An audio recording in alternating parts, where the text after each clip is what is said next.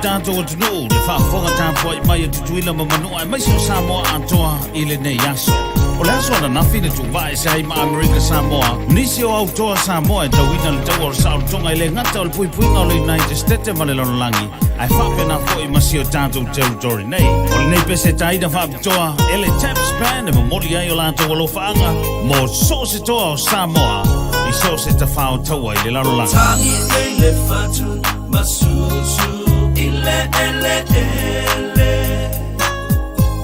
Be amanatu ile ona ufo atoa utamafana upele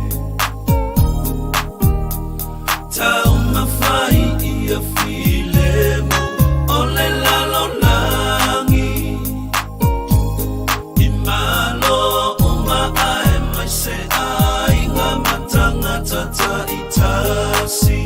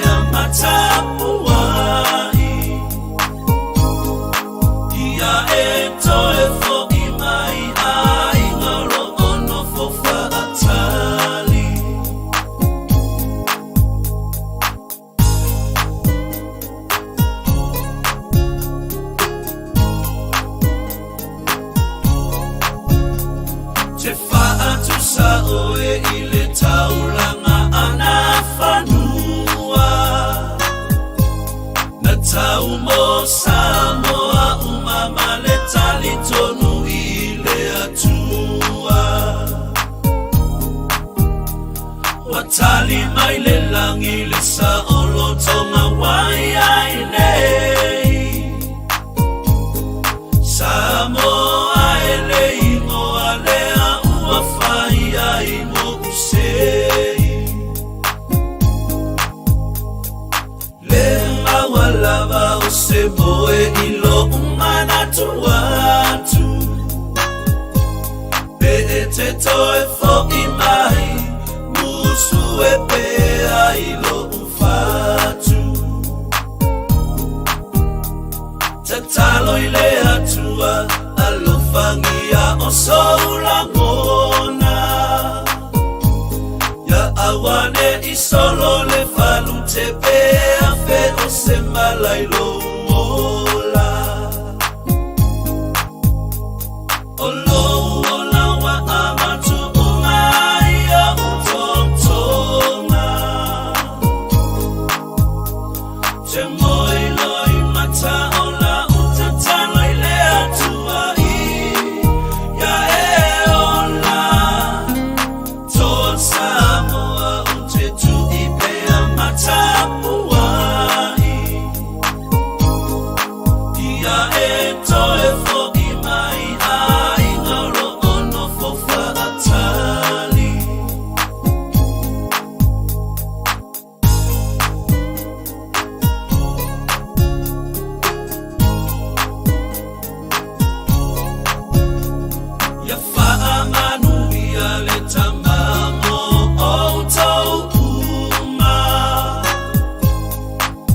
Ia umi pea ole ola tau tua se io oile unga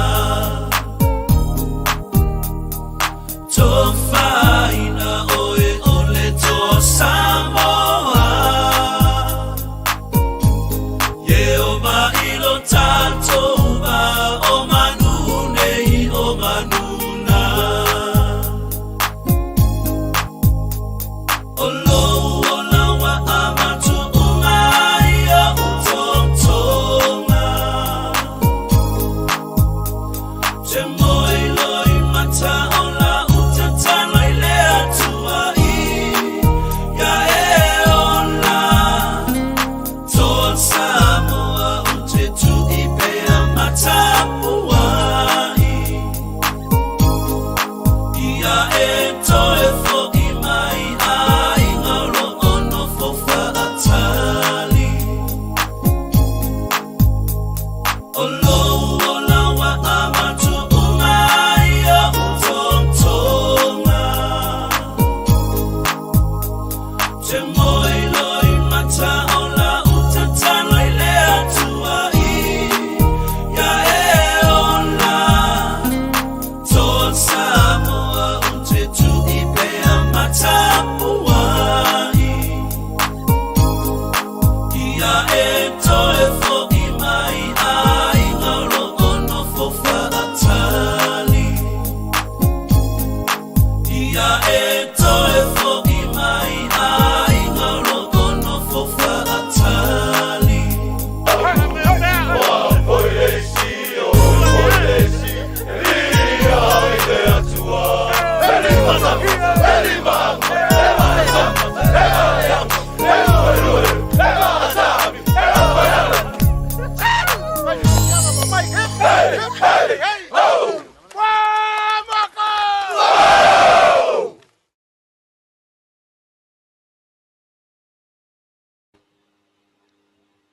All right. Talofa and welcome. I am Isaiah Vimoto. And I'm Salasulaito. We are your hosts for Toa Talk. For those joining us for the first time, Toa Talk is a professional development platform streaming live conversation with the intent of edifying, informing, and educating. Thanks for taking time to connect with us. We're back with our leadership series for our conversation tonight, and we have invited a very special guest. But first, let's pause for some shout outs. So, Saleh, what's on your mind? Or you want me to go? Well, last week, I remember on one of the earlier shows you had mentioned something about, the AUSA and its importance. Well, I actually at a last minute decided that I was going to jump out and check out to see what the AUSA exposition is about, and it was pretty interesting. It was out. We had a lot of the industry showing off some of the latest technologies, but also more importantly, you had the chief and the SMA at a AUSA solarium, and there were several topics that were talked about. One of them, uh, the focus was exposition was focused on the strategies for junior leaders, enlisted officer, warrant officer, and Army civilians, on how they can be inspired team leaders, and much more. There was a lot more. I would just encourage, like for any leaders who wants to know what's the latest in topics and equipments, and the latest innovations in military technology and everything. Just hit one up, in the near future. So that was that was pretty interesting. Have you been to one of those, you say, and what was your experience? Oh yeah, I've been to many of those, and it's a great experience. I think besides all the topics as you mentioned, every year, I mean, there are so many different topics, but themes, but these are all relevant topics, that affects our military, our army. As you mentioned, Saleh, with equipping the army, the uniform, the outfit, the training. Yeah, all those are discussed there. I mean, anything from PT, the health, fitness, and things like that. Yeah, but again, it's really I think the best part I like about it, besides all those, is it's like a mini reunion. you get to see some of your peers and some of your, commanders who you've served with you haven't seen in a while. And some seem AUSA is a great spot to because everybody comes there. And then of course the expose downstairs. Well, there's so many. I think it was like 350 something vendors this year. That's a lot. So yeah, no, it's a great experience, Sally, and I concur with you. Any of our viewers that haven't been to the AUSA, hey, try next year. But because they also they kick it off Sunday with the 10 miler, the Army 10 miler. So that's and again another great event to get to. So really every day there's so much stuff going on. So check it out next year. That's right. Mhm. Well, and what's next on the list here is I know a lot of the nation is watching right now watching baseball, the American League Championship Series, and you have the New York Yankees versus the Astros. I'm rooting for the Yankees on this one. How about you, Isaiah? Uh, I'm a Rangers fan. You know, yeah, but I go with your team, Sally. Yeah, my brother, I can support your team. I don't really follow baseball that much, but but if I were to follow a team, I mean, yes, the Pirates is my first team, the Pittsburgh Pirates, and then of course the Steel. Rangers. Yeah, the Steelers. Yeah. All right, Isaiah. Well, what's on your mind, Isaiah? Well, Sally, I mean, really, it's just been a good week, but I just want to acknowledge, just give my son a shout out. So there you go. That's that boy right there. He's our fifth oldest. A couple of days ago, he turned 21 years old. It's just hard to believe that this young fella here came. It seemed like it was just yesterday, but man, 21 years later. So a couple of days ago, he turned 21. He's currently a senior at the University of Idaho, and he's only five and a half hours away. So we can go visit him, when we need to. But I just want to give him a shout out. As I mentioned, I think in our conversation before, we want to throw him a big party because we know, how we our culture is 21 years old is a big deal. That's when you give him the key to the house or a key to the car or a key to, to something, and move on out. But he didn't want the big party. He said, "Hey, I'm good. Just send me some money instead." So yes, but again, I also like to thank all the, our Facebook friends and families who took the time to wish him a happy birthday. So that's one big thing there. So another thing, Sally, just last week, Friday, I had surgery on my foot, and just how, you know, we're so hua, but man, you mess up a foot, man, it seems like your whole world kind of come crashing down because now you got to change the way you do things. I mean, I'm still fortunate. I still can hobble around and, but it's just that my mobility is not where I can just kind of jump here, go do things when I still can, but it's only for a few weeks, so nothing serious. I mean, I'm not in pain. It's just, just, it's much needed surgery. I've been dealing with this for the past few years. So, but it was good. All is well. The doctor's done a great job, and again, that's something that thank the Lord for His blessings, and also blessing the doctors and those that were involved in the surgery. It went really well. So, all right. So there you go. So so before we continue on, Sally, anything else before we continue? No, that's it. All right. Okay. Well, before we continue, let's play a song from one of our favorite of local artists, and then we'll go from there. All right, here's one from Pune.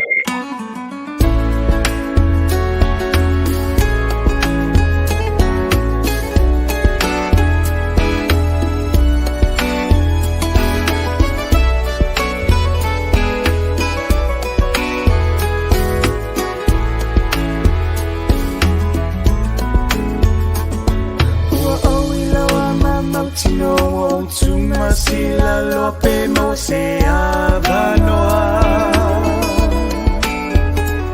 se ia feani se no foanga tasa asa abetalia la tato maanga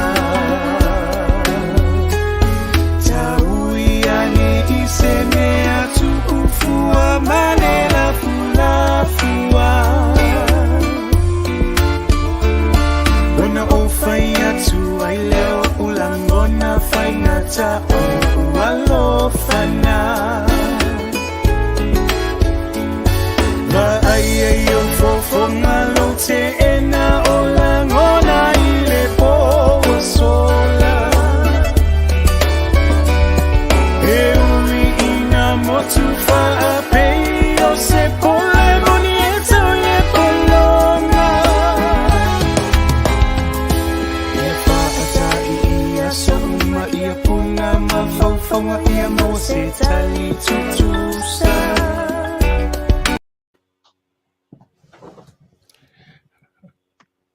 All right, we're just giving you a little taste there. And so that was Puni. If you had time to check it out on YouTube, I think it may also be on Spotify. Spotify. So yeah, Yeah. so there it is, and it's Puni, and it's and Isaiah. And who are these guys again? Yeah, those are long time ago. Well, I mean, these are the kids, and the grandkid. The Punyalava has been around for so long. I mean, I guess I remember back in the '70s. They were around. That was the couple and their band. So then they went on, and so the older gentleman right there, that's one of the sons, and the young lady right there, I think that's the daughter of one of the daughters. So now we got the kids and the grandkids are now carrying on the tradition, but their mom and dad still sings with them and plays with them.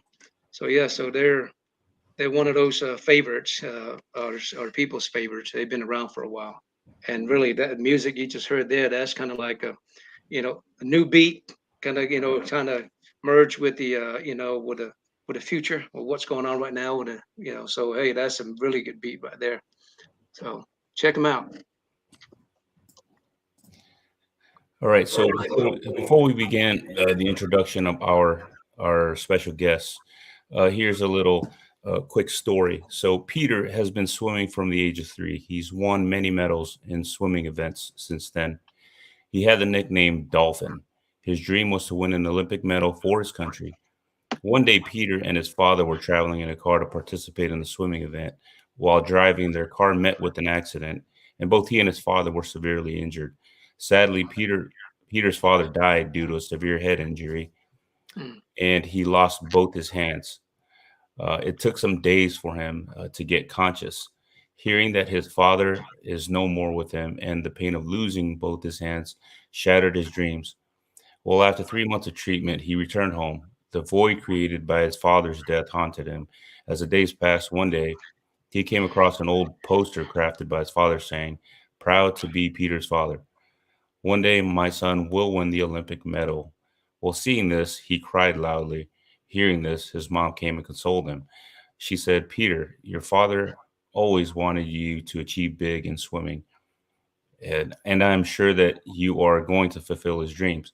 Well, he replied, "Mom, how can I? Can't you see me? This is not the end of the world. Go and find a way to achieve your dream. There is always a way, my dolphin." Well, Peter then started exploring the path to achieve his dream and set a medal at the Paralympics as his target. Initially, it was very difficult for him during the training, but he was resilient and he trained hard. So Peter started participating in the Paris swim events. He slowly progressed and kept breaking his records. Then he started winning the events. After 2 years of hard work, he got selected to represent his country in the Paralympics. Well, Peter participated and won 2 gold and 1 silver medal for his country, and with two world records. Uh, Peter's resilience serves as a role model for all to emulate. So our guest tonight is just as resilient as they come.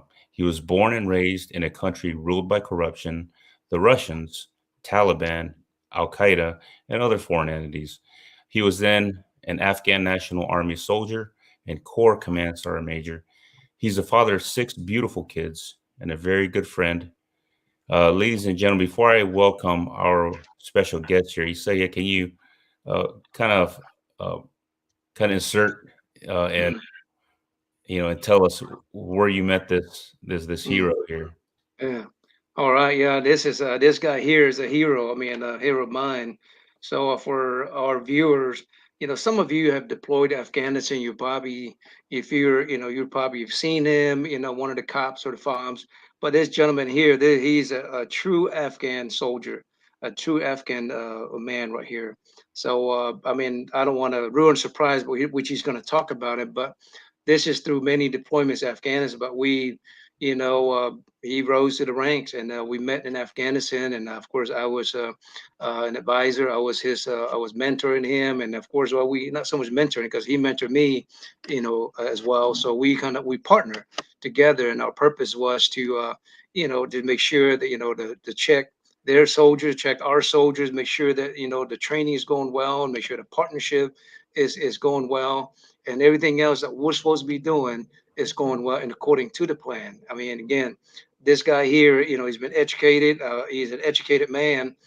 He has attended our schools in America, Sergeant Major Academy, and I couldn't ask for a better guy. And if you hear the story that Sally just talked about, that's all about resiliency. And my brother here, he's just as Sally mentioned, he's just as resiliency as they come. And we're just so happy to have him on board, and really, and hopefully that you will get to appreciate his story of resiliency.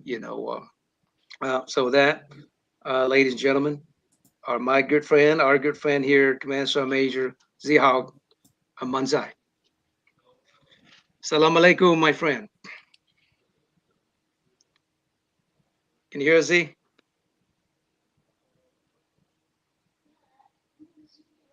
Z, can you hear us? Oh, something's wrong with the phone. Z, can you hear us?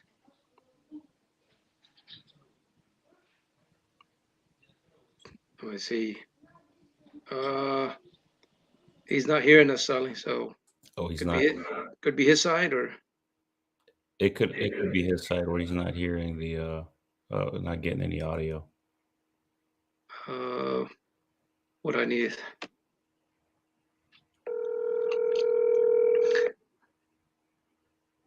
He's probably logging back off. Okay, Z, you can't hear us at all. No, I cannot hear you anything on the. Oh, so can you log out and log back in? I'll do that right now. All right. Okay.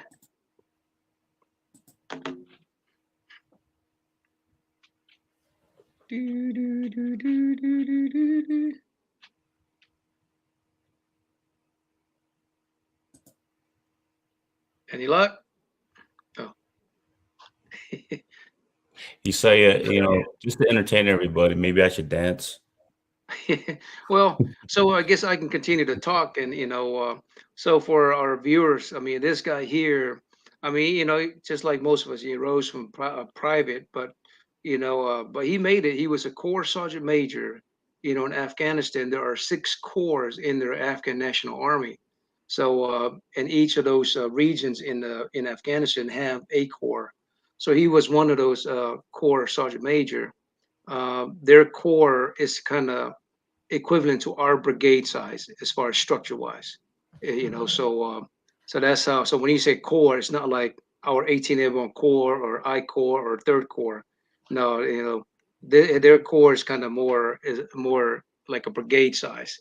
And of course, in a corps, they have like I think 6 brigades, kind of similar to our structure, because we kind of were the one that created that for them. But so yeah, but this guy here, his English is very good. He's very educated, and the man. I hope Z can hear us now. No. All right, Sally, Hello? what do you Can recommend? you hear me now? Yeah, we Can you can hear hear him Z? now. Okay. Oh, you can hear us? Yeah, it's kind of more of Yes.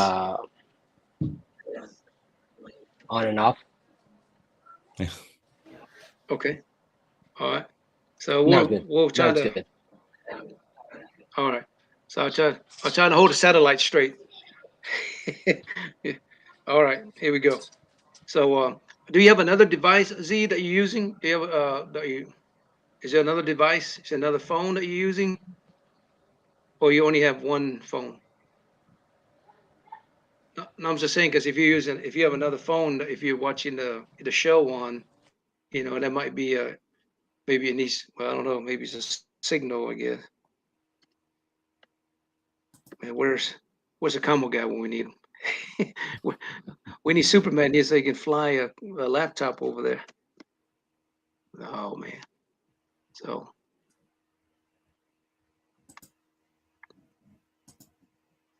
I'll keep talking. So how big? How big? So how big is their core element? Like how many troops actually was under his, Yeah. under his leadership? Yeah. So I mean, a corps, in the Afghan army, is a big deal. Kind of like our corps here, as far as hey, you move up to corps level, But really, as far as manpower, I mean, their corps is like 3,000, kind of the same size of our brigade, 4,000.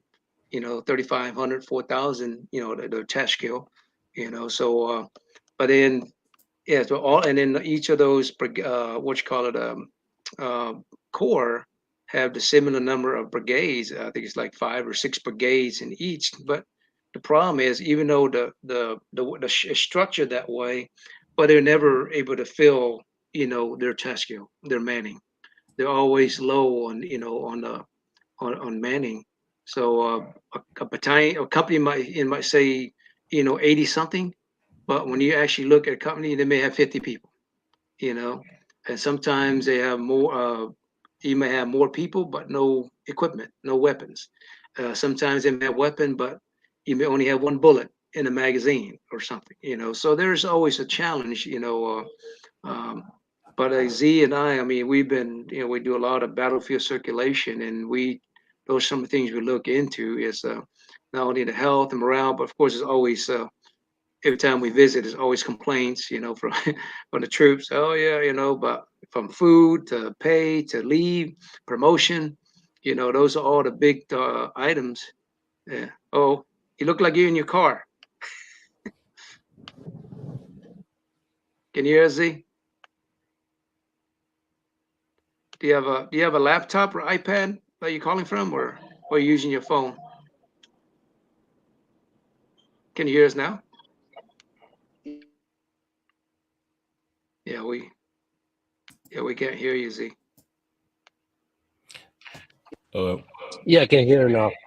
okay, we can hear him now. All right. Yeah. All right. Well, thanks, there, Like Z. that's Uh, another challenge. So that's another challenge. I use a different yeah. solution for it. So All right, there you go. See, that's why you're a smart guy. If it was me, I'll be just sitting there calling the commo guy, calling the signal officer. He may not come. All right. Well, see, we already kind of introduced you. So, ladies and gentlemen, our good friend here, Zia Munzai. So, welcome, Zia. So, hello everyone. so yeah. So, Z, so let's kick it off now. Let's go ahead and get started. If you could take a few minutes, tell our viewers about you, who you are, where you're from, your family, hobbies, likes and dislikes, and anything else you want our viewers to know about you. Hello everyone. My name is Zia, and last name is Manzai, and I was former command sergeant major for the Afghan National Army 201st Corps, and my colleague was Sergeant Major Vomito. He was my best friend there. We flew a lot together, and we did a lot of battlefield circulation. Uh, Originally, I'm from Kunar province, and grew up in Kabul. And I like, honestly, spending time with friends, like even if it's from army time, my childhood life, and basically like sports, playing cricket, and basically, honestly, I don't have any dislike, to be honest, and I don't even think about what I dislike. So Mm, it's all about me. yeah. Well, I know there's a lot of dislike. You dislike Taliban, right? You don't like them, so that's a dislike. Yeah. Well, so for our viewers, Kunar, I mean, our friend Z talked about he's from the Kunar province. So for those you don't know, I mean, the Kunar province during one of my deployments there in '07, '06, '07, or '07, '08 or something. It was it's been Kunar has been like the training camp for Taliban for many many years. Because And it still is. and it still is, yes. But when we came in, the 10th Mountain, were the first ones there. Then we relieved the 10th Mountain. I mean, it's always, really bad in the Kunar province. I mean, if you read the history of the Soviet unit there, the Kunar province, I mean, the Kunar, also there's a Pesh River Valley, also I think the Afghans call it the Valley of Death, the Pesh River Valley. Supposedly, you know, during when the Russian occupy, Afghanistan, it was right there in the Pesh River Valley where they destroy, the Afghan destroy motorized rifle regiments, kill many, Russians in that valley. That's what they call the Valley of Death, and one of the the issues there. So yeah, so the Afghan people are very resilient, and they make do with little things. Just they're that resilient. So thanks, Z. You're welcome. Yeah, but again, I just want to share that with tidbits with our viewers. Because I know for those that deployed in Afghanistan, probably have heard about the Kunar province, and mainly for our family members and anybody else that's dialing in that's not been enough familiar. So, and also before we continue on for our viewers, if you have any questions, if you have any questions or comments, please, as you know what to do, just text in your message, and we were trying to, if you have a question for our guest for Z, by all means, text it in, and we'll try to entertain that throughout the show. Okay. All right. So thank you there. And also Z So, he's a, hey, there it is. You know. Yep. So, so for I guess for our folks here, what you see there, that's Kunar province. Also, part in when we were there one time, it was a regional command east. Um, yeah, so yeah, it's not open for vacation yet. So maybe sometime in the future we'll open for vacation, and then we'll be the first ones back. Yeah. So anyway, but Z is also a very good cricket player. I think Z represent you when you're the team captain for Yeah, for the I country. was the yeah I was the team captain not for my country, but I was the team captain for Afghan National Army when we took a tour to India. Yeah, We had a kind of friendly tournament with them, so I yeah, led the team. yeah. So he led a team, and I miss him because I was on battlefield circulation by myself because he was gone for like what 45 days, 2 months or something. Almost around. Yeah. So no, so no, but I'm just kind of letting our audience know that you're a man of Yeah. many talents. So Well, and thank you. we'll talk about some as we go on. All right, Sally.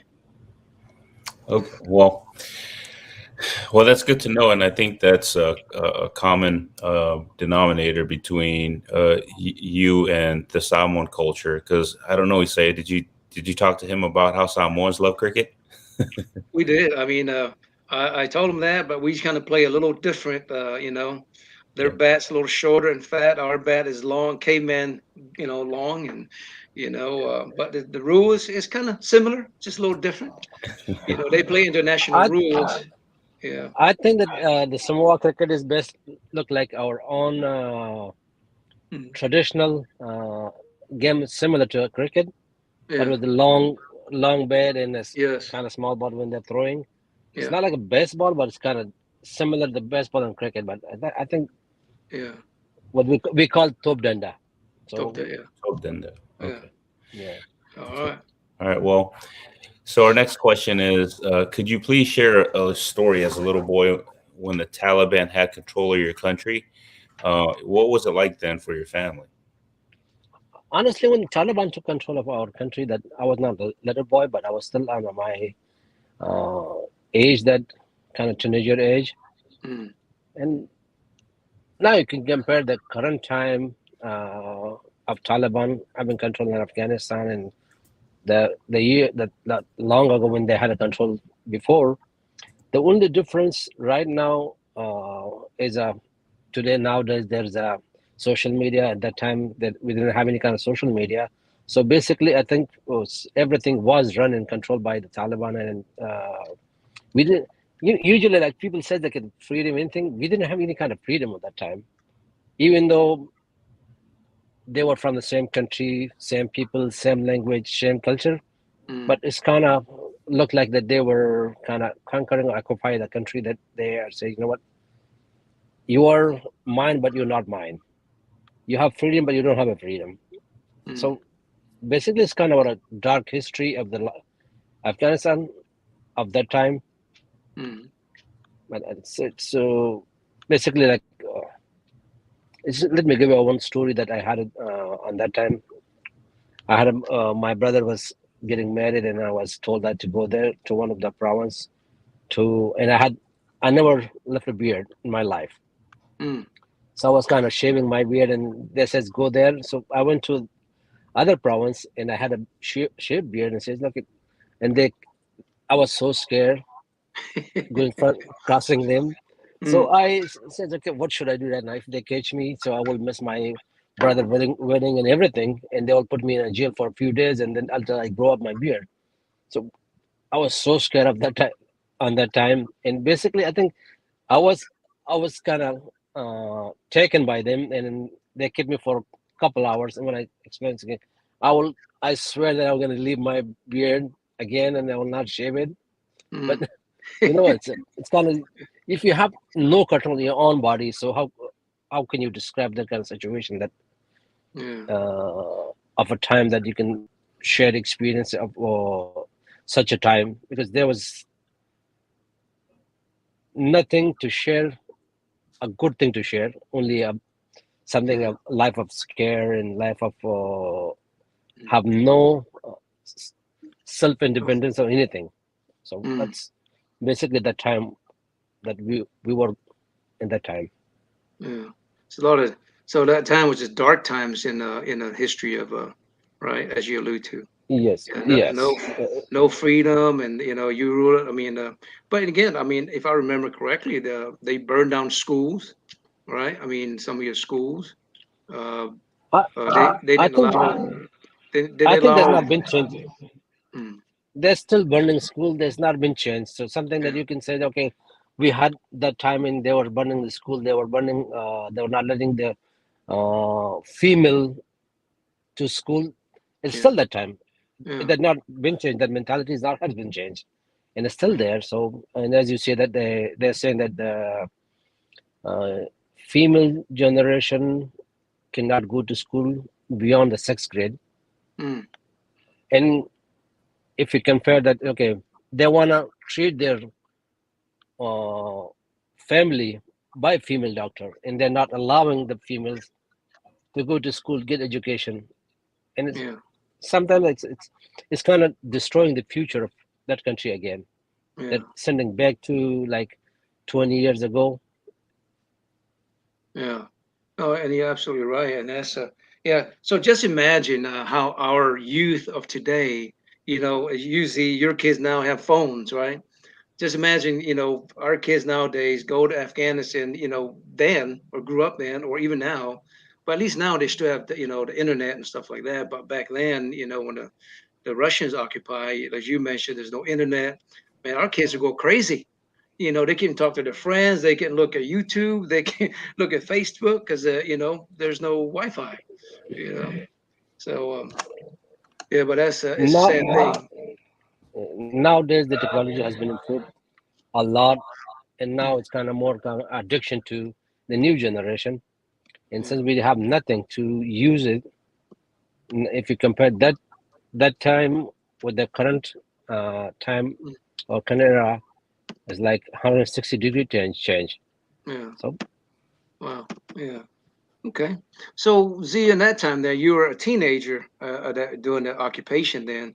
So, so let's move on. And so, was joining the army, was that a choice, or was it mandatory for you to join the military? honestly, it was a kind of choice, Okay. and I left in my childhood. I was kind of my father was a police officer, Mm, and every kid's following their parents as their hero. So my father was a police officer, and said, I want to be, if not in a police officer, I want to be in an army uh, mm, to join the army and serve as a soldier.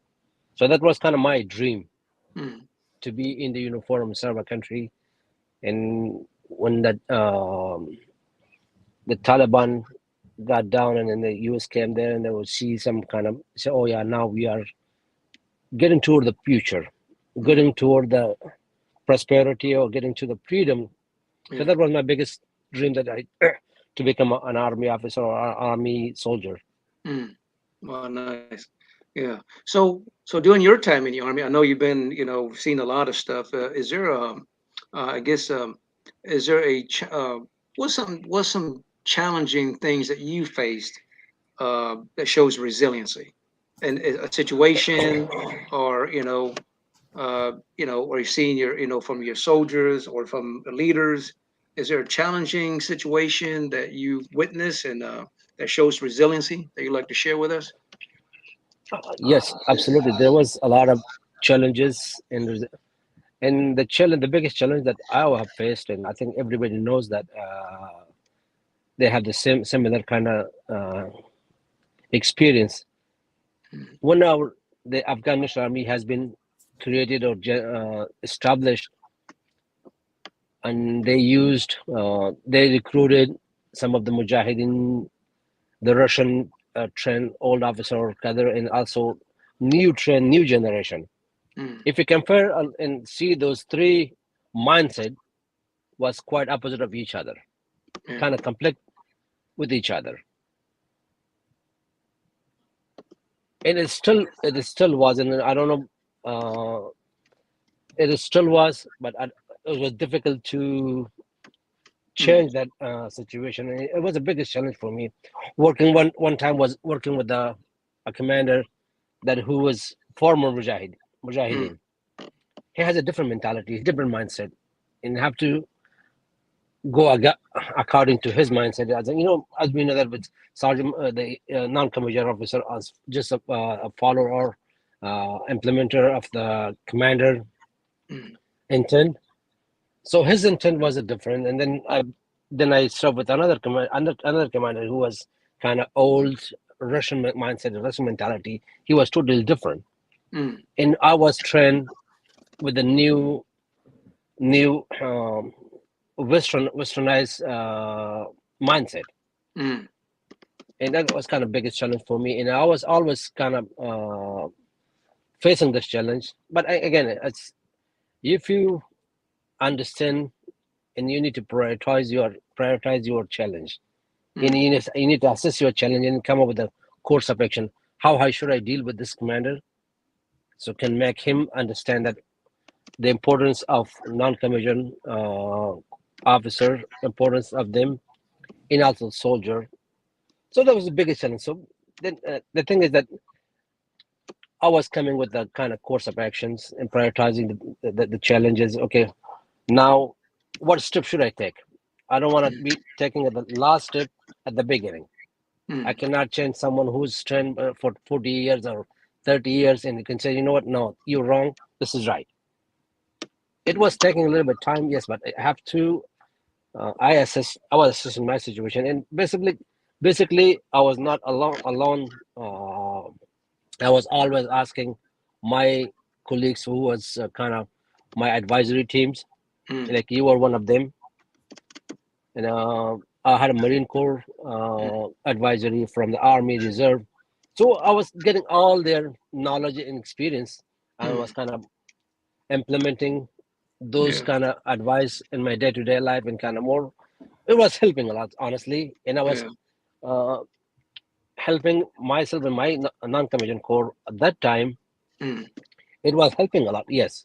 But when the new commander came in, and then I had the same problem over and over. But again, it was the biggest challenge, and then for yeah, that challenge, it could have taken a couple of years to get the new generation get to that level that we were there. mm, But unfortunately, yeah, Um, we are we are somewhere that it's not that yeah. army is not anymore. So Yeah. Well, so kind of add to that, right? See, if you can tell our viewers, because I know in the early days of your army, when we command after the Taliban left, that we kind of structure, we start partnering. I know for us, in our military, to make you got to go to school, you got to go to board to make get promoted to the ranks. But you guys there's a new army. So how did they select people to be? Hey, you're now a sergeant. Hey, you're now a sergeant major. You're gonna be a first sergeant. How did they select that? I mean, from different tribes that were there. I think that selection for that that was new army. We need to build up army. We'll need to build a new units. Mm, Some of them we had the problem with the nepotism or favoritism. Some of them had a good what do you call character and then the talent that they have. Some of them was selecting based on that experience. Some of them was kind of more of favoritism and nepotism. But again, it was a new army, and we knew that it's going to take a long time to go to where, like for example, you cannot compare the new young army with the army that has been there for more than less than 300 more than 300 years. It was because it was not established army, was not a established army before. It was kind of more of a new army instead of having an old army or making a new army. Is a two different thing. Yes, some of them when you like, for example, I was picked as a first sergeant, sergeant first class from the beginning when I graduated from the NCO course, because they need that position to be filled out, and they did not have any backup for that. Just a new army, so they need to. And then the good thing that we have advisory team, like from the U.S. Army, that we have an advisory team, so was kind of helping the new army that it's not like starting from the scratch, because you already have some sort of support from the back that you have to go this way and this is the way that you need to go and need to deal with your own unit. So we had that kind of support. And again, so the problem that we had, like it was a nepotism, favoritism. Some people are. We had that kind of problem also. It's not like I'm gonna ignore that. I'm going to ignore. No, it was, we had that problem, but based on we didn't have any kind of criteria. We didn't have kind of board to select and promote someone. Okay, based on this criteria, this eligibility criteria, you are being promoted to from position A to B. We didn't have that one, but and as you know that you were there and I established on a promotion board. Yes. And you helped me a lot in there. I know that you still remember that. If you helped me a lot how to build a promotion board. Yeah. And NCO the month board, NCO the, soldier soldier of the year. And you've been with me in that every step. Yeah. And the biggest help that I had from what I graduated from the U.S. Army Sergeant Major Academy. I had that background with me. Yeah. So I knew what to do, how to establish things that we did not have in the past. Yeah. Okay. Okay. So can you go back and to when you were selected, or the process and being selected as to attend the U.S. Army Sergeant Major's Academy at Fort Bliss, Texas, and then can you also tell us when you got there, what was that whole experience like? Okay. Yeah, you asked me a good question. When I got selected, I cannot say I got selected because I went at that time. The NTMA or Sistika had a program that they were sending NCO or officer to the English courses. So I was Operations Sergeant Major for the 201st Corps at that time, and I went to the course, English course. We did not even know that after graduating this course, we will be selected for the Sergeant Major Academy. So I was there, and then I went to this course for 6 months.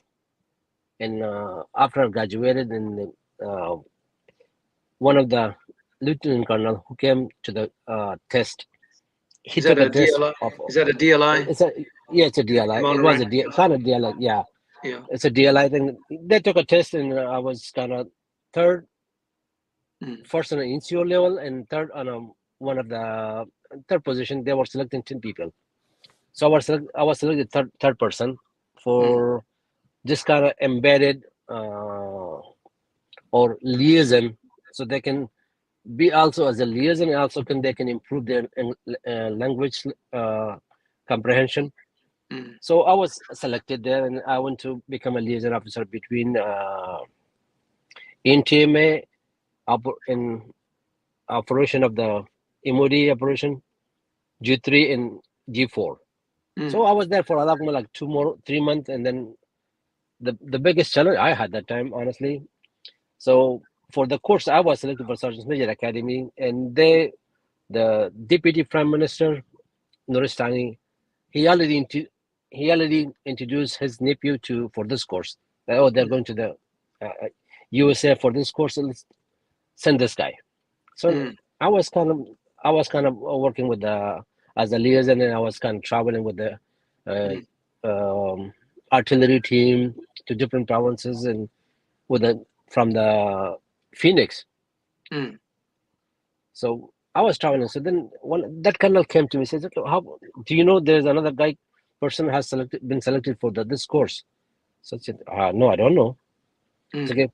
So he asked me, "Okay, what can I do for you?" He said, "What? Yeah, you can. Only one thing you can do. You can take another test. Mm. If he's eligible, more eligible, I have no problem. Yeah. If I'm well qualified, then it's your problem. I just challenge him also. Then it's your problem. Yeah. Then it's your problem. You know, if cannot help and Yeah. fix this, so there's no need for being you as an advisor. Yeah. So we cannot advise him. Say, oh, he says, oh, you challenging me? I say, yeah, it's not a challenge, but it's kind of more of a Yeah. way of fixing something. That's right. And he after that we went through another test, and I took like more than he was even close to it. Mm. So then I got selected for the academy. Then I came to DLI San Antonio, Texas. I was there for 6 more months, so I can improve my English more there. So I was there for specialized course, and then went to Sergeant's Major Academy Mm. in 2007, June 2007. Mm. The biggest inspirational course that I have ever been is what Sergeant's Major Academy. They teach you, they make you a leader. It is a 9 month course, absolutely yes. It is a 9 and 12 month course, but they teach you, they make you as a leader. To me, the Sergeant's Major Academy was the biggest achievement in my life that made me a leader. Or I Yeah. can I say that made me a leader, but they make a complete Yeah. package.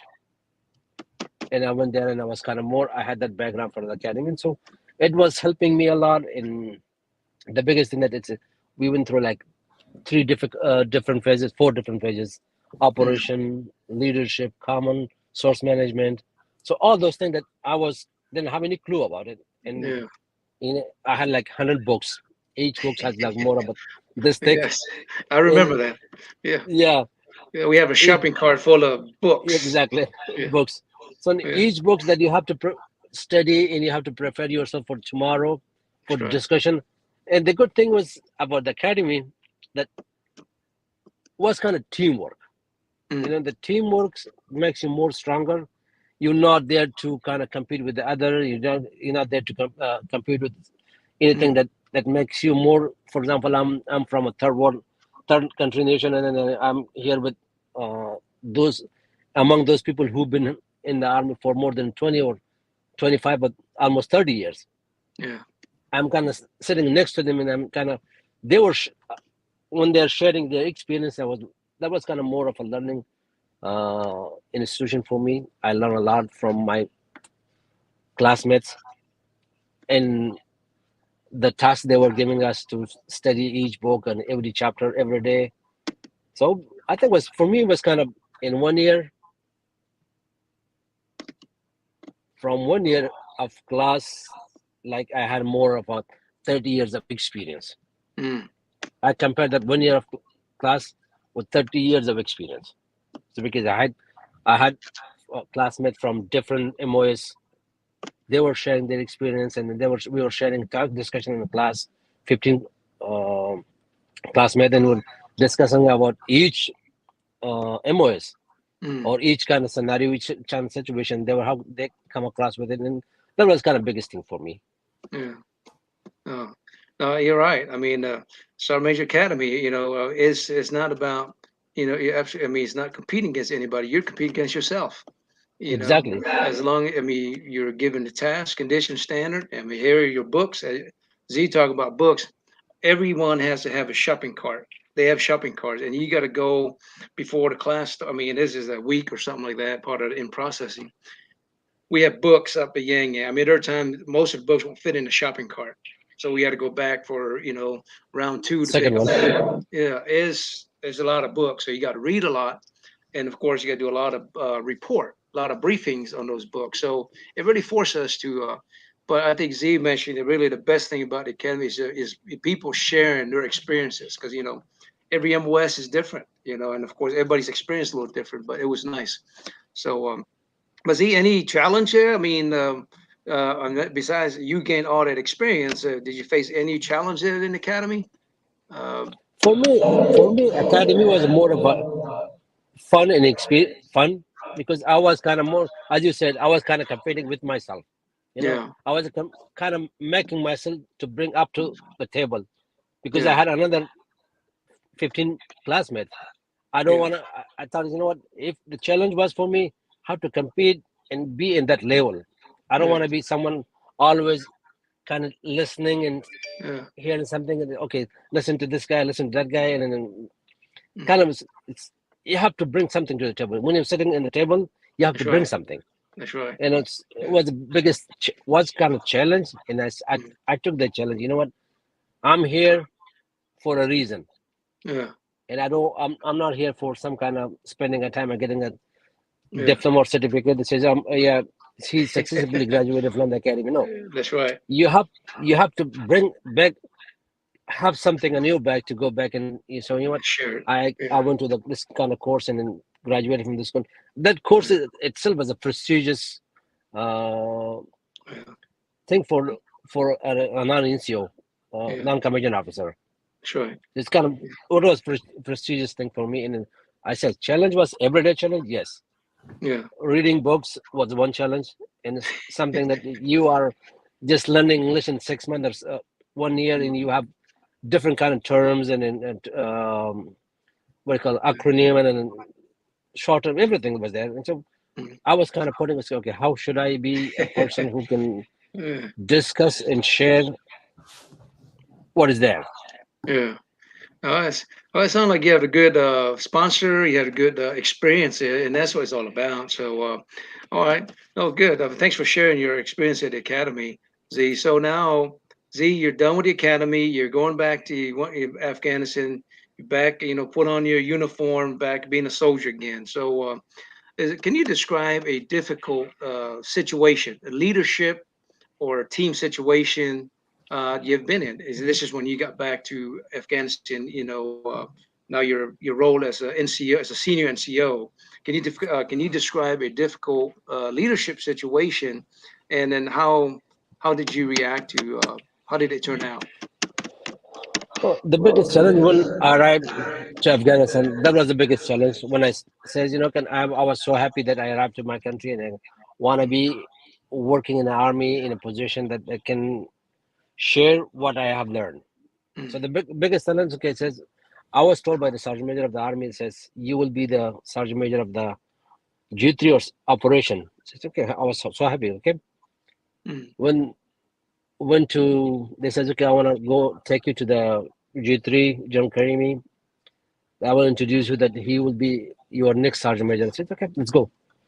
So I went there first day, I was not accepted. yeah, The second day, he was calling me like from middle of nowhere and sergeant major and says, okay, Z, we need you there. And then today you have an appointment with the General Academy. Okay, then I was kind of taking taxi, had no transportation. So I was kind of in a short time, mm, I was making myself to be available there. I went there, he did not accept me again because mm, he did not want to talk or he want to sit with me and say, okay, and he didn't want to show his expectation, anything. So I don't know, that was kind of Russian mentality, mindset that he has kind of for the non-commissioned officer corps. So he says, okay. And later on, one of his aides, he came to me, he said, Ziad, General Karimi doesn't want to see you. I said, okay. And I asked, was kind of so frustrated that the few time I came there, I mm, was so frustrated. He says, okay. I told him, If he doesn't have a time for me, I don't have a time for him either. I can go somewhere else. So he thought I'm a kind of more of a person that can have kind of, what do you call that? Mr. Attitude. Know-it-all. Yeah. Yeah, attitude, anything. It's not about I have an attitude. I'm here to serve the country, serve the army, and you're not hiring me that you are the CEO of a company. I'm not working for any civilian organization that you are the CEO. You want to hire, you don't want to hire. You are wearing the same uniform that I wear. So tell me if you don't want to hire, if you have anything else, I have no problem. But at least give me what's in your mind. What do you want? Yeah. Is there any reason, particular reason that you don't want to see me, or is there a particular reason that you don't want me to be next to you? So later on, that I don't know, that was a false statement. Who gives me that? He says, General Kalimi doesn't want to see you because you are U.S. trained. He says, okay, no, he's also graduated from the British Royal Academy. So how can he say that? Because I did not took that words, but I say, you know what, might be that might be the reason that he might doesn't want me. So I says, okay, if he doesn't want me, I don't want him either. So I could be somewhere either in platoon level. I don't mind. But if that's what his expectation, that he doesn't want to see me, so you know what, forget about it. I don't want to be here either. So Sergeant Roshan took me to General Habibullah Hisari. In that time, the first corps Sergeant was kind of left the army. In that position was pretty much they didn't have any sergeant major there. So he wrote a letter that he appointed me there to as a sergeant major. So he used to be the next CSM for the 201st Corps. So the next I took an appointment letter and went there. I was not accepted there first time by General Wardak. I did not accept it by him. Says he think that I don't know, was kind of tribal issues also. But he himself was a good guy, but he think that I'm kind of implemented by force there, so I can have some kind of information, can from here to give it to the hired people. See, look, it's not there. It's not that thing. I'm just graduated from the academy. I came after 18 months here, and so then when I left his office, he says, I will call you. Okay. Then I left the office. And when on the way home, then I got a call from his aide and says, you know, you can come in tomorrow and can join me as a CSM. Then I had to sit with him, and first they said, sir, this is my background.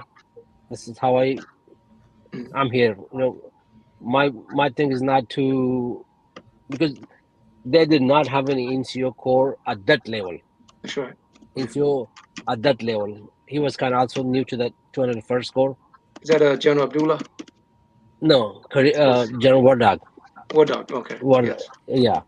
So that was his mindset. And then when I explained, I had a few battlefield circulation, and then he said, you know, yeah. After that, he was not even going without me to a battlefield circulation. And whatever I was doing for the NCO Corps, he was always backing me up.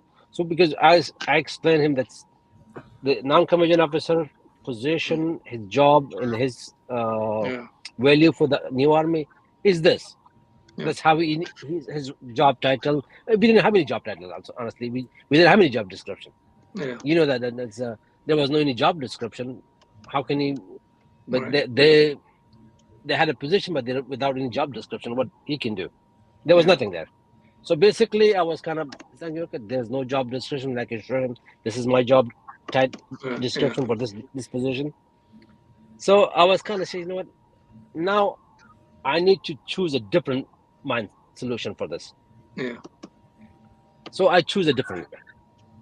Still had that academy experience with me, and then what the sergeant major need to do, because at the end of the academy, you know, you have that exercise, you know, that you do play as a division level exercise. So I had that experience. You know, let me deal with him with this a different way. So I was coming every day with a different kind of problem. Solution. But Yeah. I was not coming only with the problem. I was coming with the solution also. You know, Yeah.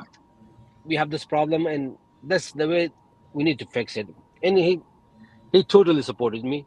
When after Yeah. like a few months, he understands. Okay, now he's doing the way he wants me, and so he was totally backing me up that time. So Mm. the experience that I became a core sergeant major there, and it was the biggest challenge that acceptance, as I earlier says, Mujahideen mentality, Russian mentality, because Mm. they were like old trend Yeah. mentality, and I have with the That's right. new Yeah. uh, kind of training. So Yeah. kind of two, three, all opposite thing. Yeah. So sometimes you have to choose your battle, and you have to choose your course of action. That's How I right. need to help Yeah. handle this situation. Yeah. So after that, like a few years, I was with him, and he was kind of more of a whatever I was doing, he was supporting me as a long Yeah. term as a sergeant major, and I think I had a good experience Yeah. with General Wardak. Yeah, War Dog's pretty good. Yeah. Well, so for our Mm. viewers, for our viewers here, just kind of, kind of keep you up to, what you hear, Z's experience right there. This is the early days of their army.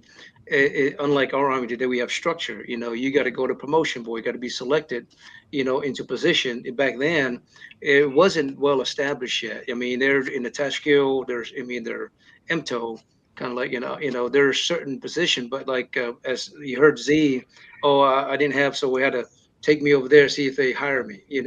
So but nowadays in our military, I mean, especially in our sergeant major, even leadership, you're promoted, you're put into position, you're assigned to a position. So and that's the kind of doing my time there, doing and everybody else before me as a mentor. That's what we're trying to do, trying to establish that, way our structure. But again, but what works for the Afghan, soldiers and for everybody else. You heard Z with the challenge he faced. He was too educated. I mean, he's come in with all these great experience, and if you've ever been in Afghanistan, with those leaders, they don't like that, especially the officer. They don't like when you got an NCO that's too smart, that knows more than them. So Z, that shows resiliency right there. He didn't give up. He came back with a different solution, different scenario. And of course, eventually he got the support of the commander. But again, but that's what resiliency is. We don't just kind of, oh man, screw this guy, he's don't like me, but rather figure out what is it he's trying to get at. Also for our viewers, in the Afghan army, they're MTO. You know, Unlike us, we have all kinds of people serving different positions. We don't have the. You got to have so many blacks. You got to have so many whites. You got to have so many Samoans, and you got to have so many Puerto Ricans in these positions. In the Afghan army, I mean, that's kind of how Hey, there's so many tribes. In these positions, generals, sergeant majors, stuff like that. And then you heard the key word from him early on, the nepotism, stuff like that. That favoritism is who you know. It's not what you know. It's who you know, and that's kind of but unfortunately, Z is kind of uh, endured through all that. Through all that, and he was able to to serve, and he made a big difference in the brigades and the corps, and the soldiers that he had oversight. So yeah, so Z, that I think, yeah, I asked that question, right, Sally? Yeah. Yeah, you did. Okay. All right. Let's go on. Thanks, Steve. Let's You're keep moving. welcome. So that's some good stuff you say right there. Yeah. I think just bridging that knowledge gap there. But so Sergeant Major Z, have you ever been in a situation where you're close to giving up, and and how what did you do? What were you thinking about, and how did you overcome all that? There was a lot of situation that again I said it's difficult. Yes, situation. Every situation is difficult, but again you have to assess the situation. You have to assess the time that okay, can I? Is this in my level that I can fix it? You know, situation you have to understand. Okay, is this problem is or not fix? It's need a long term solution. Mhm. you have to find out, is it the problem is for the long term or the short term. If the problem, you need a long term solution, then you have to develop the course of action for that. Yes, I was in this kind of situation. Absolutely, I was. But again, if you don't take it as a challenge, you will not come with a solution. You have to accept the challenge and come with a solution. And the good example I give you, the two the two third core system came from my core. As I sent him, Mm. because the two seventh core Wally, he came, he was my brigade, and I sent him to the core level, because the way I build my team and the way I kind of educate my team, most of them were in a position that they understand. Okay, that's because I built my own team, and by building your own team, building your team and educating your team, that's the key for you to be successful. Because by by only self you cannot fix any problem. You have to Mm. have a team, and you have to make a team to overcome that kind of problem and situation. So my thing was not, I was not going by myself. Mm. My thing was, I have to carry the whole team. I have to carry the whole team to fix this problem for me. I was not only myself. Because individually you cannot do anything. Yeah. Everything in the army is a team. If you're a good team player, a good team member, you can do almost everything. Time comes again, problems comes, but think about it. If it's on your level, you can fix it. You know what? Then you have to make your team. You have to make your course of action to fix that problem. If it's above you, you only can do recommendation. And in the last time when I kind of gave up, was, that when I said, you know what, now I'm done. If it cannot fix it, it cannot fix the situation. I don't want to be with them like that. I don't want to be. I don't want to be changed, and I don't want to think like them, because it was only if it's under only one unit thing, you can fix it easily. If it's at the entire army level, you cannot Yeah. fix it. That's hard. So Yeah. that's the time that you say, well, I'm done. Yeah. If I cannot fix it, you cannot fix it, because it's not my level. It's Yeah. above my level. And if cannot fix it, you know what? I don't want to be like them. I don't Yeah. want to be So part of them. yeah. So pretty much focus on what you have control over. You know, Yeah, yeah. no, don't worry about what's outside of your control, but What's focus on other what you have your control control? over. Absolutely. What you So what? control? Yeah. Yeah. So let me share. So for our viewers, right? Z mentioned, so and this is a good question though. Have you ever been in a situation where you're close to giving up? And Z probably didn't bring it up, but here's the thing though. So in all my time in Afghanistan, really, I've seen a lot of sergeant majors, some great sergeant majors. So during one of my deployments here, it was time to replace the Sergeant Major of the Army, the Afghan Roshan, Sergeant Major Army Roshan, right? So it was that time. So really, Karimi, Z mentioned earlier that he was the Chief of Staff of the Army, General Karimi. And then, of course, for me, because I was, his mentor, and of course, and all the other sergeant majors, American sergeant major, British, and all the advisor, we all concurred that Z should be the next sergeant major of the army. I mean, you heard by the way he talks and stuff like that. He's all about structure. He's all about order, and he's all about taking care of about organization. Um, anyway, but then so Z was our guy, right? And then there was a point where I think I was there at this time. Now I was at IHAC sergeant major, I think, right? Or I was still the RCEs, I think. So Z called me. He's like, sergeant major, can we talk? Anyway, I flew over to his fob and we talked. And really, the problem was the sergeant, because most of you guys deployed, but mainly for our viewers, those are not, familiar with the Afghan army and Afghan have never been to Afghanistan. Is the way it works there. I mean, like it's hard. It's not like I mentioned earlier, but our selection, our our army, we select the sergeant major of the army and his panel select sergeant majors for different positions, right? So in this case here is as Z mentioned, the nepotism stuff, the favoritism. You know, hey, if you're not, you rub my back, you take care of me, I'll take care of you, kind of thing. Oh, you're my nephew. I mean, I never seen guys have been in the army a year and he's a sergeant major. You know, because they know somebody. Sometimes you can pay your way through and become a major, become an officer. If you have money, you can pay, you can buy those things. So Z. So anyway, um, the Sergeant Army at the time, Roshan, what is he, Safi? His tribe? Yeah, Yeah. yeah. So he's a Safi. Z is what? Correct me again. Z, your tribe? It's kind of Raha. some of them is Amanzi.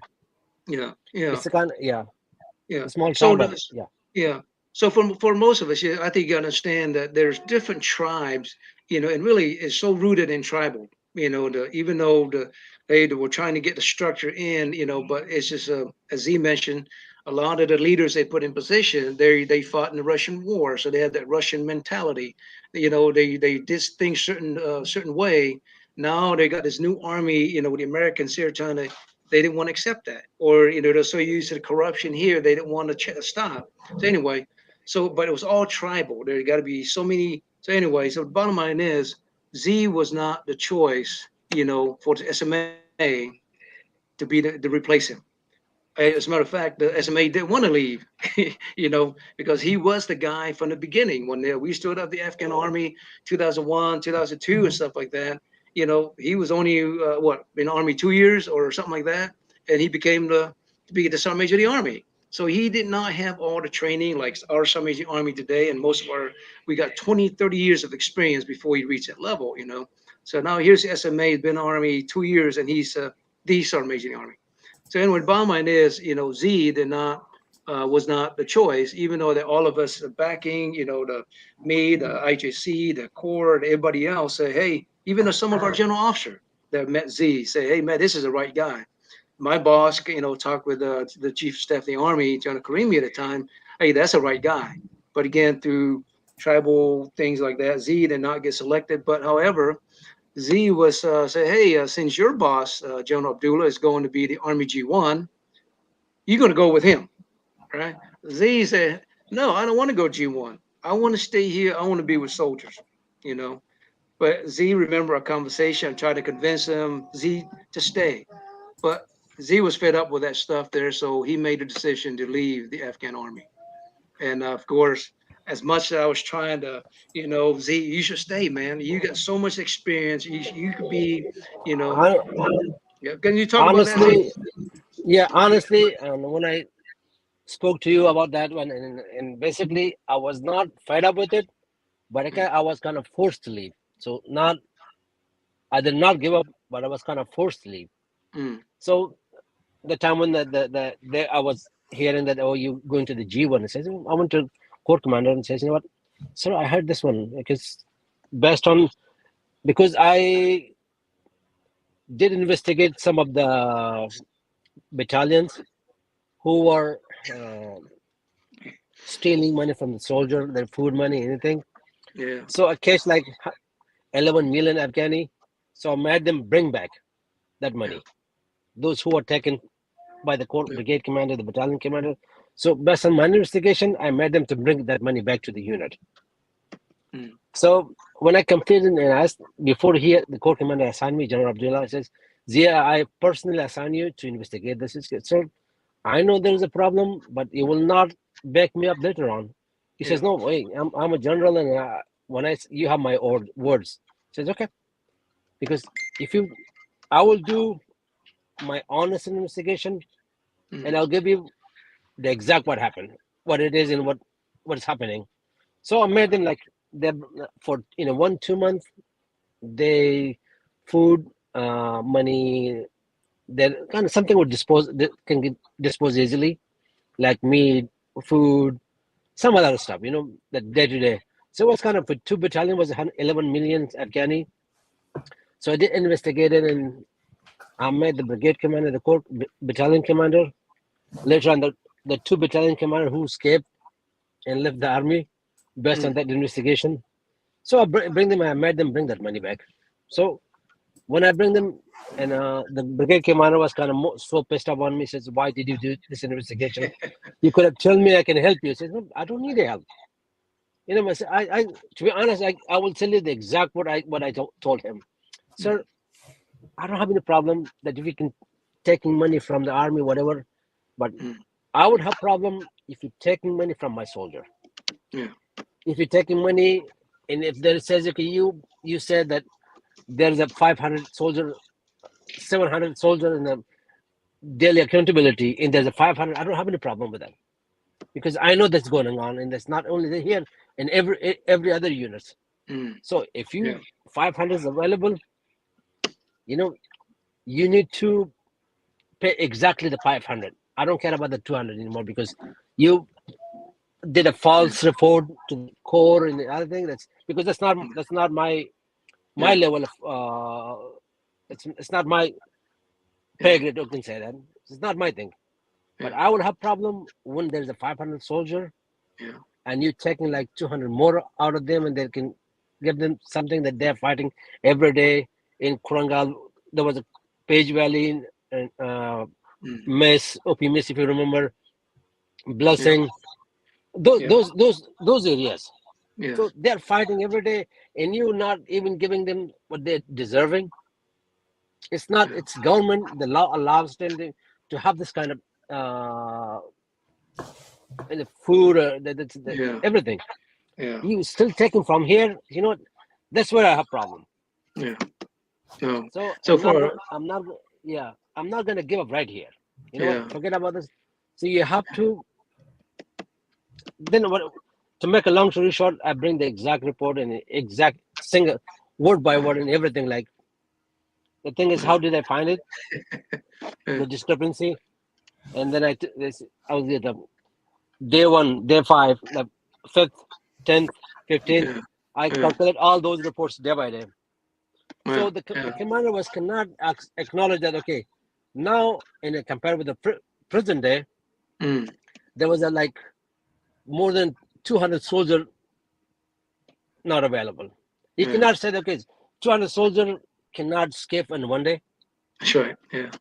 You know, cannot escape in one day. So here they say, you know what, now I can get you right here. So he cannot report that 200 soldiers. How can 200 soldiers go live without putting absent? You know. That's right. Yeah. So I said I'm two company level. Yeah. You cannot report them in a battalion level. Yeah. So I said, oh, you should. I will help you, and you help me. Yeah. Don't report this. You know what? No. Yeah. So I did, and the next like 15 days, after 15 days, I got a call from SMA Roshan and said, oh, yeah, I want you to be in a G1 because you can help me here. Said, okay, now there's a problem start here. Now, where are you coming from? You know, because that 2 battalion commander has a kind of connection with somebody that I don't want to bring it here. Yeah. So they had a tie with it. Yeah. So then he says, okay, no, I don't want to go there, but okay. I didn't say anything that I don't want to do, but I just said, okay, thank you. And then I went to my commander and says, okay, sir, why I told you you're not going to support me. Or said, no, he tried to call the G1 and said, okay, he didn't call. He says, let me call. You know what? He says, you're kind of idiot. And I said, well, why do you want to say that I'm an idiot? Because people want to go close to home. Yeah. You know, and you still want to live here and living with a soldier.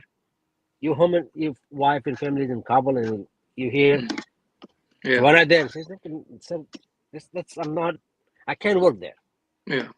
Because I'm here difficult time with the 1-2 general, and you putting me between so many general, and there's so bureaucracy, anything. Says, you know what, Zia, I want you to be with me. Says, okay, you will have you can set up the promotion board, anything that you want, you will have my support. Then says, okay, yeah, I can help there. Yes, that's the area that I need to help in the army, because we don't have any kind of structure for the NCO level. So let me do something on a G1 level. Yeah. Before I even show up on a G1, they give me another transfer letter to somewhere else. So I did not even show up at G1. they had another transfer letter for me from there. Mm. Wow. Yeah. So I said, you know what? Then Yeah. You got to go. So, Yeah. yeah, But I tell you, I mean, you've endured it all there, Z. I mean, I tell you, I mean, here in America, that would be a lawsuit or something, That's some oh court yeah, martial, that's some court yeah, martial stuff right there. So what Z's talking, I mean, to kind of add what he said, you know, just kind of share some experiences from in the Afghan army. I mean, from my time there, dealing with, people like Z and other sergeant major, and actually, looking into their take care of the soldier and our soldiers. There's always a problem. There's a common problem across the Afghan army. And Z mentioned some pay. Pay is one of those things right there that always, because one, they don't have direct pay like we have in our army. You get paid by your rank, it goes directly to your account. There, it goes to a finance officer. And then, of course, everybody lines up. And then that's how sometimes you see a truck with bags of money in the back, a pickup truck. So that, that's payday.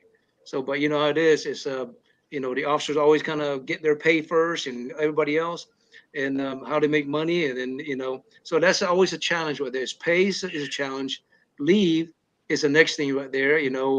People that's been in the unit for so long, they hey, I put in leave, they kept denying. Why? Because hey, what you got to give me? You got to give me something before you can go on leave, type thing. And then promotion is one of those things. How in the world this guy's just been in the army a month and he's already a sergeant? How does this guy make first shot when he's on? Again, is all about you make money. So leave, pay, promotion. Those are the top three issues. And you talk to any Afghan soldier, those are the things they'll hit you up with. You know, as he mentioned. So yeah, but again, hopefully, I mean, we've been there for 20 something years, and we did our best. I think we did our best trying to, but again, you cannot help, as he mentioned, in the earlier, the mindset of these folks. Some of those in the leadership. A lot of these guys have fought the Mujahideen war and back in the Russian days, so their mentality is a little different. Z is one of those a different cat. He's an educated guy, and that's one thing that they don't like is somebody who knows more than they do, and I think that's why Z was having a lot of issues. But if you can tell, if you're listening to what you're saying, there's a lot of resiliency in everything that Z did because he overcame all that. He overcame. So let's move on. So here's the next thing, Z. So you dealt with all that. They didn't make you some of the army. They kind of doing all these crazy stuff. So tell with our viewers how and your decision to move to your family to America. What was that like? How was that taken by your family, your children, your wife, and immediate families, and so on, and friends?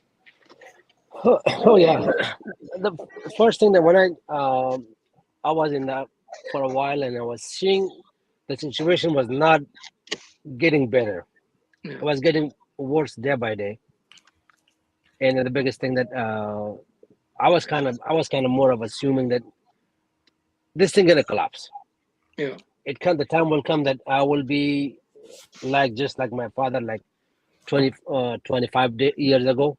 Mm. He was an officer, and then basically he came to nothing.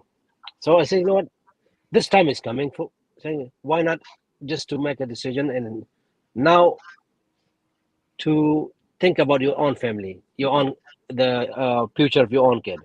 Mm. So then I went to one of the, you introduced me to Camacho, Sergeant Yeah. Camacho. Mm. And since then, I'm working with the U.S. Embassy, and then they have the kind of program that SIV Special Immigration Program for those who work with the U.S. Army or Department of State. They And the can, State Department visa they, program. Yeah. yeah, these are the program. So Mm. I did work with the U.S. Embassy, and they had a air wing when was escorting diplomats from province to province, and we had a more of a this could kind of escort from Yeah. one to A to B. So I had to spend 2 years there, and I applied for the special immigration. And I qualify, and then in 2017 I moved to USA. Yeah. Yeah. All right. Yeah. So, well, here's the thing, though, right? So for our, it's kind of, I mean, as you're talking, I mean, I just want to, for our viewers. So Z was talking. So when he left the army, right? So this the visa he's talking about is a special immigration visa. It's one of the State Department visa program. For this is for any foreigners, or in this case, for any Afghan who work with the the U.S. government in any like interpreter or in this case he was working with the State Department. So you have to work for the in the support the U.S. forces directly for 2 years to be eligible for that program, and that's what Z was talking about. So he worked for 2 years, and he applied for the SIV, or the special immigration visa, and and again that's our State Department's visa program. So that again, that's what if you remember, when all the our Afghans, those who serve with us, there's a backlog since we left Afghanistan. There is a backlog of of those SIV requests at the State Department level, trying to get some of those guys who serve with us, out of Afghanistan. So yeah, that's why they're still there. They're still waiting on that process to go through. But Z, he got out early enough, and he brought his family to 2017. All right, so welcome. All right, So was Sally. he, Thank you. so was he and his whole family, they all came at the same time. He didn't come first, and then the family followed up later. It was everybody at the same time. Everybody at the same night. That's cool. So, so now that you're on your way, like, and you're taking that plane and bring your kids over and you guys cross over the border, right? So you pick Arizona. Why Arizona? Some can you also share some challenges and stressful situations that you guys, were encountering, and just share whatever story that from the move from Afghanistan, and kind of walk us through. Was there any help, any particular people or organizations that helped get you guys settled when you guys arrived? Mm. Honestly, that's a good question that you asked me. That why Arizona? I still don't know the answer. Honestly, why Arizona? Mm. So the reason that they had a program that says it's SIV. So at the beginning, they are asking you what state do you want to? Do you have any friend or any family member that you want to go there? Mm. So one of my friend that he was from Marine Corps. Mm. Earlier, I asked him, can you advise me where should I go? And he was in Louisiana. He said, you know what, pick Louisiana, and when you come here, I will help you to settle down. Mm. Sergeant Major Fitzgerald, William Fitzgerald. Mm. So he says, okay, come to Louisiana. And when almost at the end of that, when I was receiving my visa, everything was received, and they says, do you still want to go to Louisiana? And when I says, okay, he retired from the Marine Corps, he moved to Florida, and he's not living in Louisiana anymore. So okay, they says, okay, or do you want any other state that in mind, or should we pick a state for you? So when I say, you know what, I don't have anything in mind, you guys pick a state for me. Ah. So they pick Arizona. So that's how I came to Arizona. When I came to Arizona, it was kind of more of a, Arizona is famous for heat and Yeah. high heat, and it wasn't. It was Yeah. end of the May, and June was getting there.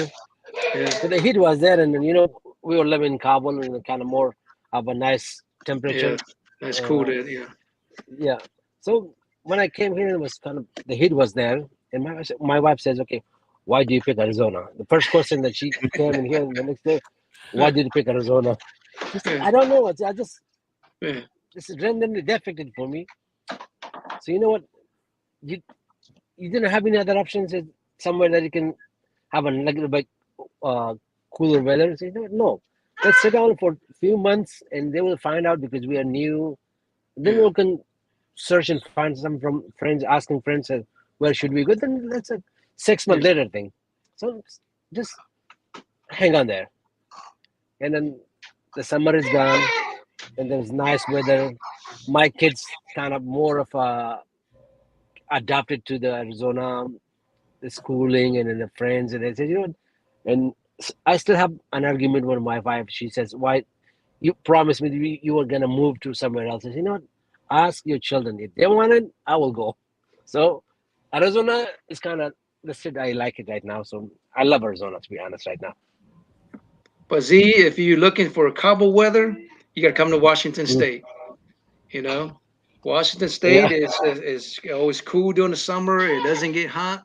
yeah, It's always cool. Winter months, yeah, it gets a little cold. Like Afghanistan, but it's manageable. yeah, Yeah. yeah. I'm still waiting for my son to graduate from high school, Mm, and then we'll see what's the next thing that his next career yeah. will be, and the next schooling thing. Yeah. So let's. I'm Awesome. just waiting for them, and then he's Yeah. going to graduate from high school this year. Nice. So last he's a senior, and my Yeah. daughter's is a junior. So it's kind of Uh, one back to another. And I would think about it. Where should we go if they decided want to move to somewhere else? Then yeah. yeah, absolutely. Yeah. But for our viewers, I mean, I visit with Z in her home in Arizona when I visited a couple of times, and I tell you, I mean, his kids are very. He's talking about. I compared him to his kids who are Samoan. Some of our Samoan kids are very disciplined. Z's done a great job, and his wife done. They're very disciplined kids, and all of them are very good soccer players. I mean, it's not stereotyped. They all, Afghan love soccer. I mean, they're really good. I mean, and Z has always share.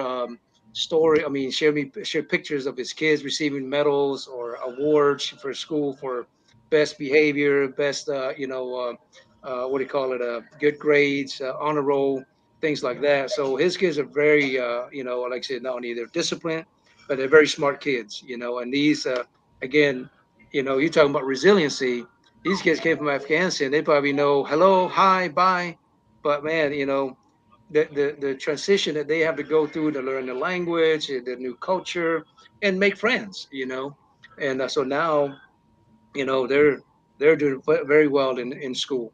So they're doing very well. So Z, again, that's congratulations to you and your wife. You guys done a good job. Thank Yeah, you. So with your kids. So they'll make great American citizens here soon. Yeah, Oh, they are citizens. So I'm citizen. yeah, yeah. So I'm U.S. yeah, citizen now. So yeah. So well, here's the thing, though, right? So Z, so uh, we'll talk about that here in a minute. But so when you got the family there, what did you find for work? I mean, how did you? I mean, you got to feed the family. I know you got some assistance, but you've done a lot of jobs, different jobs to provide for your family. Can you talk to us about that? well, it's that supporting 6 kids Mm, by himself, like only alone, and you cannot only survive by doing one job. yes. That's difficult to survive.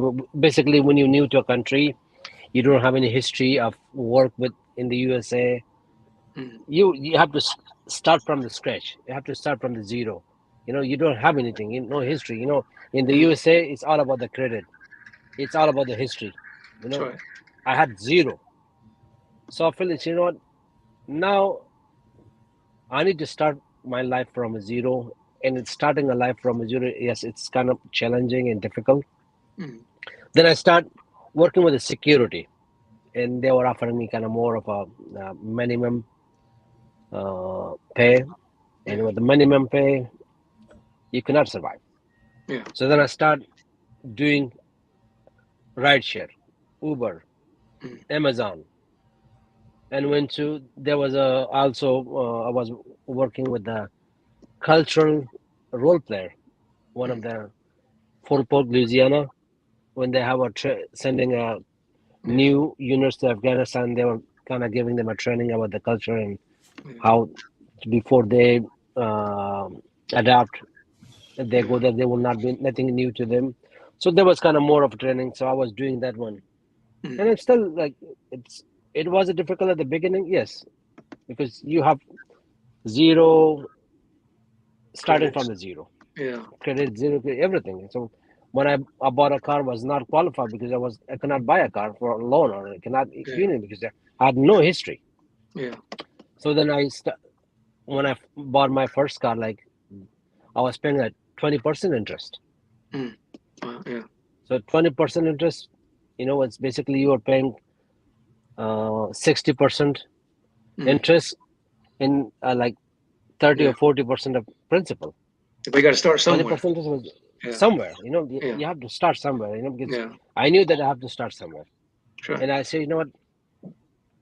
If for me, if I need to start from this level, you know, I have to start it Yeah. because there's no way that I can say, you know what? No, I don't want to start it because if you don't want to start, you have to start somewhere.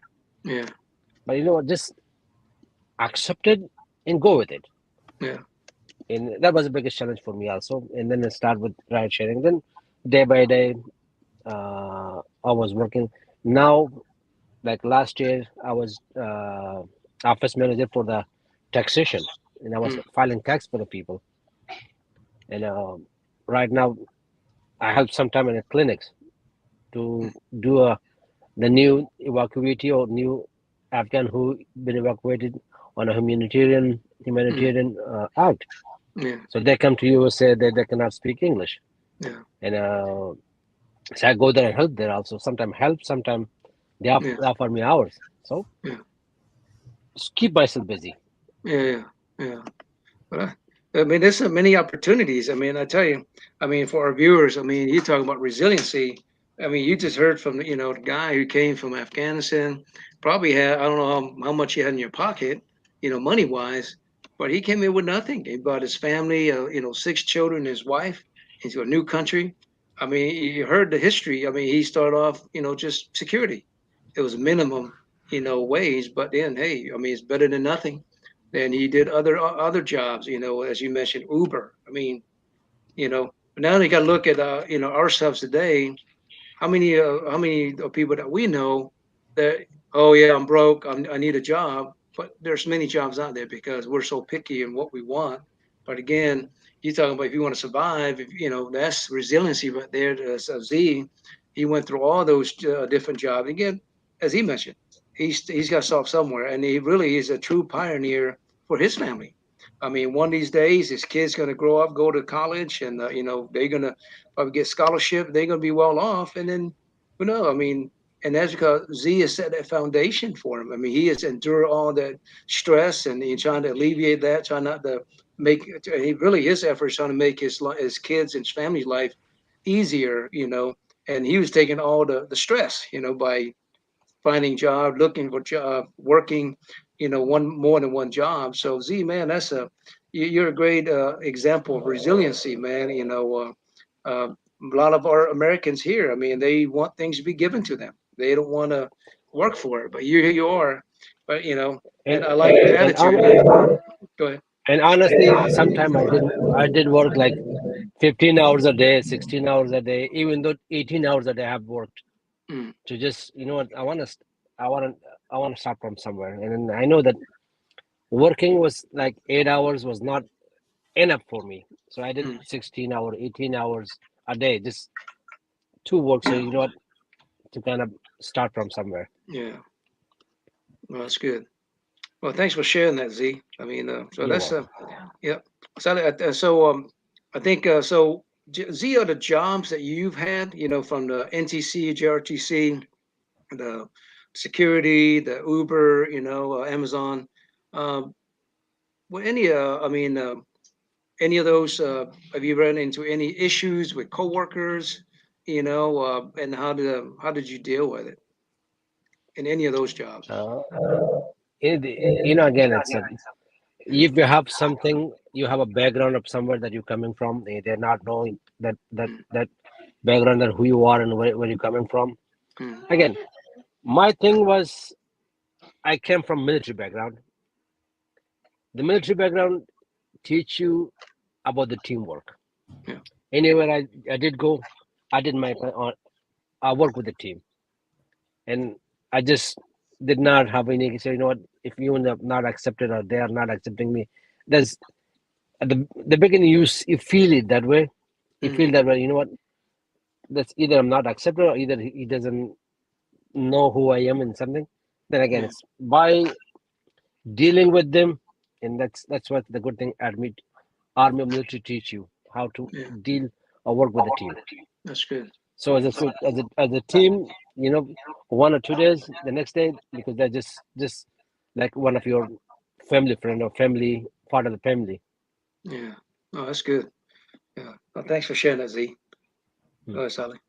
Yeah. Well, I say just to kind of highlight a little bit more into what he was just talking about, I guess it takes a huge sense of self-awareness to understand, whether the team thing is going to work in his jobs or wherever he's going. But then the other thing too is, how quickly you recognize that, but he also, that like he just, overcomes and adapts. I know we overuse that word in the army, adapt and overcome, but Yeah, that this is really the true example. yeah. But with all of the next question is, with a lot of your jobs and a lot of the goals that you're trying to achieve here in the U.S., have you ever turned any dreams into reality while you were here? Yeah, the dream is being the USA was a dream. It came to reality. Mm, So yeah, that's the biggest dream, honestly. And not only people from Afghanistan have a dream. Even you go to the European country, they have a dream about coming to USA and have their own their life yeah, start in the USA. That's what they call land of opportunity. yeah, The good thing about this country and what I learned here that if you have something, you know, nobody can stop you. yeah, They will help you to be there where you need to be. So yeah, again, it's a dream is a dream when you cannot accomplish. You yeah, know, it become a dream. To me, there's there's nothing to dream about it. And when yeah, you set a goal for your life, then you can say, if I can accomplish it, can I get there? It's not a dream. yeah, It's a goal. yeah, Dream is that you can dream it, you cannot achieve it, you cannot reach to that will become a dream. So yeah, to me, dream is not there's nothing such like a dream. You have to yeah, set a goal for your life. yeah. No, you're right. So And yeah, you're absolutely right, Z. I mean, a dream is just a dream, but if you no action, then it's just a dream, you it's just a know. dream. But you got to have action, behind that dream in order for it to come to reality. So, Yep. what if it's neat that you say that? So, for our viewers, just a couple weeks ago, Z sent me a picture of himself holding up his certificate, right? His naturalization certificate. So, really, last week, Z raised his right hand and swore in to become a U.S. citizen. So, congratulations, my friend. I mean, Z is now a U.S. Thank citizen. Again, how many of our people that have been here for many years and still are not not U.S. citizen? We can always say, "Well, I'm from American Samoa. I mean, I don't have to be a citizen." I mean, again, so there are a lot of these are opportunities that people come in America for. As Z mentioned, this is a land of opportunity. So if we don't take advantage of those opportunities, and at the end of the day, you're gonna look back and go, "Wow, man, I've been here all that time. I didn't really do much." So Z, so now that you're an American citizen, again, congratulations on that. So what you. does that mean? What does that mean to you personally? And do you have any goals that you're pursuing now that you're American citizen? Honestly, the biggest goal for me is my children and their education. Mm, For first generation people like me who comes to USA, for us is their family, their kids. mm, I want my kids to be what I wasn't there. I yeah, want my kids to have that kind of education, that kind of life that they will not be putting 18 hours a day work. So I want them to educate and I can present them to this community so they can be a person or personality who can be source of help to others. yeah, So this is to me, it's a kind of goal for me. My is my kids in their mm, future. nice. Yeah. So you want to be, grow up to be a contributing member of society. Be great citizens Yeah, of our yeah, nation. You know, I mean, that you mentioned earlier. I mean, in America, it's you mentioned land of opportunity, but it also is a melting pot of many cultures. You know, many cultures here. So every different culture brought in something special, and we all learn from each other, and and that's what we contribute is we showcase your culture to everybody else, and that's how we learn and how we appreciate each other. So no, that's good. We appreciate that, and we like your goal, Z. Take care of your children first, because they're the future. Thank you. They're like any family. The- Our kids are our again, future. again, they are the future, and if I present them with the Mm, good morality, discipline, and yeah, source of help to other, then I would say, you know what, I have accomplished what I needed to accomplish. yeah. Oh, nice. Yeah. Oh, thanks for sharing that. Yeah.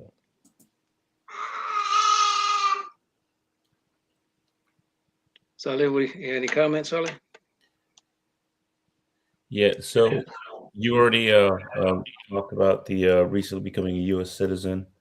Mm, So what is Z? What is your advice to anyone who wants to pursue, the American dream, or like you say, goals, but felt it was too hard or stressful?